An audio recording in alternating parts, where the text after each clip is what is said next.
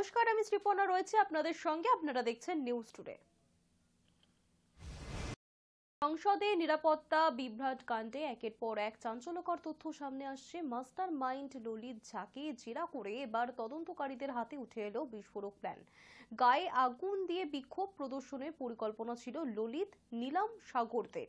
Delhi police special সেলের marathon জিজ্ঞাসাবাদের মুখোমুখি হয়ে একের পর এক প্ল্যান ফাঁস করেছেন ললিত ঝা। সূত্রের খবর, জেরার প্রথমেই লোকসভা কক্ষের বাইরে ভিতরে নিজেদের গায়ে আগুন লাগিয়ে বিক্ষোভ প্রদর্শন এমনই প্ল্যান করেছিলেন তারা। সংসদ ভবনের বাইরেও ঘটাতেন এক কাণ্ড।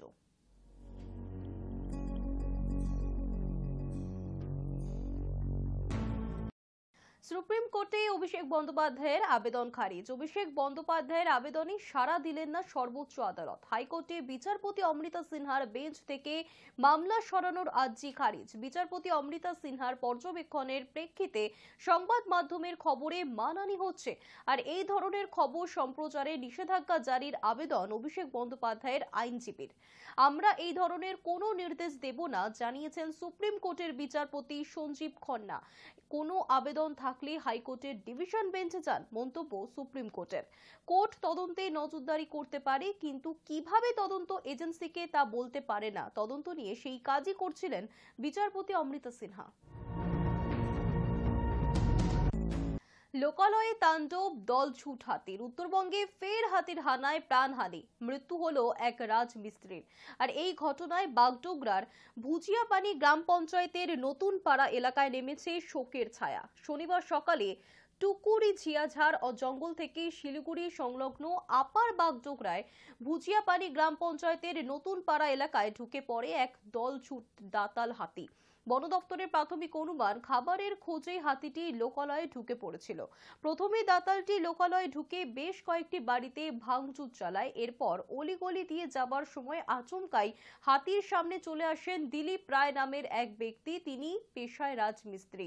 পালানোর পথ না পাওয়ায় হাতিটি ধরে ফেলে তাকে। বুকের ওপর উঠে দাঁড়িয়ে পড়ে দাতাল। ঘটনাস্থলে মৃত্যু হয় ওই ব্যক্তির। পাশাপাশি হাতির তাণ্ডবে আহত হয়েছেন এক গাড়ির চালকও। সকালে 6:30 দোকান খুলতেছিলাম, দোকান থেকে দৌড়ে দৌড়ে আসতেছিল। তারপর আমি অন্যদিকে দৌড় মারছি, তারপর সিধা চলে গেল। তো কোন দিকে আসছিল? মেন রোডে গেল। আর এখান থেকে আসলো? মোলাইজুদের এদিক থেকে আসলো। মোলাইজুদ থেকে আসলো? হ্যাঁ, এদিক থেকে আসলো। তারপর সবাই চিল্লা হাল্লা করলো যে হাতি আসতেছে, হাতি আসতেছে। সবাই সরে গেল, আর আমি এই দিকটা দৌড়াইলাম। বড় বিশাল হাতি ছিল? হ্যাঁ, বিশাল হাতি ছিল। টকটু মেয়রে উঠে এলো শহরের টোটো সমস্যার কথা। শনিবারে টকটু মেয়রের মানুষের কথা শুনলেন মেয়র গৌতম দেব। রাস্তা, ড্রেন, অবৈধ নির্মাণ, মোবাইল টাওয়ার সহ একাধিক সমস্যার কথা মানুষকে ফোনে মেয়রকে জানিয়েছেন, এবং মূল সমস্যা টোটোর বাড়বাড়ন্ত। ফোনের মাধ্যমে একাধিক মানুষ টোটো নিয়ন্ত্রণ নিয়ে টকটু মেয়রের দ্বারস্থ হয়েছিলেন। আরো কিছু কাগজ চাচ্ছে, নাহলে ফাইন করছে। আমি মহিলা টোটো চালাই, আমার অসুবিধা হচ্ছে। ওকে আসতে বলেছি, আজকেই আসতে বলেছিলাম। আজকে আসতে পারছেন না, স্কুলে যাবে। ওরা মানে উনি গার্জিয়ান, ওনার ছাত্র বা ছাত্রী মা হবে। উনি সোমবার আসবে। কথা লাইভের কমেন্টে বেআইনি টোটো নিয়ন্ত্রণের ব্যাপারে দাবি। হ্যাঁ, সেটা বেআইনি টোটো নিয়ন্ত্রণ করতে হবে। খুবই সিরিয়াস সমস্যা এটা। ন্যাশনাল হাইওয়ে, স্টেট হাইওয়েতে যেতে পারে না নম্বরবিহীন টোটো। আমরা 3 নাম্বার দিয়েছি। সেটা নিয়ে আমরা খুব দ্রুত কমিশনারকে, আমি প্রথম যেদিন নতুন কমিশন মিটিং করছি সেদিনে আমি ডাকসের অত্যাচার আর এই ট্রাফিক, তার মধ্যে টোটো আর গাড়ি পার্কিং, এই ব্যাপার নিয়ে ওনার সঙ্গে কথা বলেছি। একটা থ্রেড ওয়্যার এক্সক্লুসিভ মিটিং হবে along with district magistrate Darjeeling. চেষ্টা করব Jalpaiguri district magistrate, police commissioner, DCP traffic, Siliguri পৌর নিগম, এবং দরকার হলে আমরা এসজেডি। শনিবার জঙ্গিপুর মহকুমা আদালতে পরিদর্শনে এলেন হাইকোর্টের বিচারপতি রাজাশেখর মান্থা। আপনাদের একবার জানিয়ে রাখি, জঙ্গিপুর মহকুমা আদালত এদিন পরিদর্শন করেছেন বিচারপতি রাজাশেখর মান্থা। শনিবার সকালে মুর্শিদাবাদের জঙ্গিপুর মহকুমা আদালতে এসে পৌঁছন তিনি, আর তারপরেই আদালত চত্বর ঘুরে দেখেন বিচারপতি। হাইকোর্টের বিচারপতির এই সফর ঘিরে কড়া নিরাপত্তা বন্দোবস্ত করা হয় পুলিশের পক্ষ থেকে।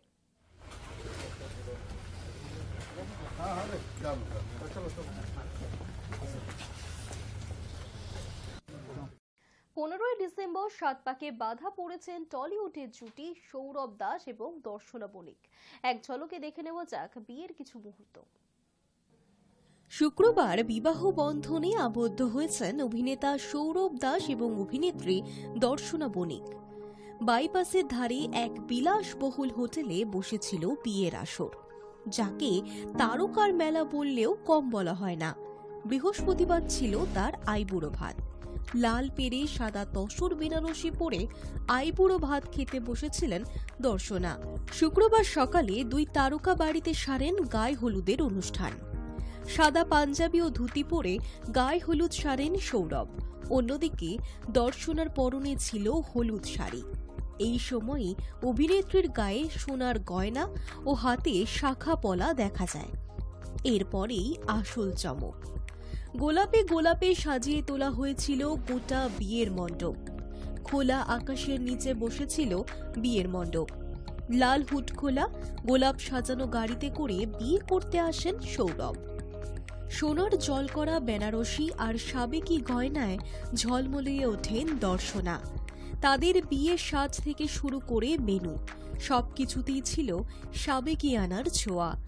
অতিথিদের জন্য প্রথমেই আয়োজন ছিল মকটেল ও কফি। মেনুতেও ছিল এলাহি আয়োজন। মেন কোর্সে ছিল রাধা বল্লভী, ছোলার ডাল, Basanti pulao, diamond fish fry, fish paturi, চিংড়ির মালাইকারি, চিকেন তন্দুরি, মটন কষা। মিষ্টি মুখে ছিল ক্ষীর, পাটিসাপটা, রাবড়ি দিয়ে মালপোয়া, নলেন গুড়ের রসগোল্লা, সন্দেশ এবং বিভিন্ন ফ্লেভারের আইসক্রিম। সব মিলিয়ে একদিকে যেমন পাতে ছিল জমজমাট বাঙালিয়ানার রসনা, অন্যদিকে স্বাস্থ্য সচেতন খাবারের তালিকাও। এছাড়াও ফুচকা, পাপড়ি chaat, bhelpuri, fish ওরলি, chicken pakora, মকটে counter এবং চা কফি তো ছিলই। নিরামিষাশীদের জন্য চিলি পনির, কাজু রোল আর ভেজ মালাই কোফতা। জানা যায় দর্শনা এবং সৌরভের পরিচয় হয়েছিল ঘনিষ্ঠ বন্ধুর মহলের মাধ্যমে।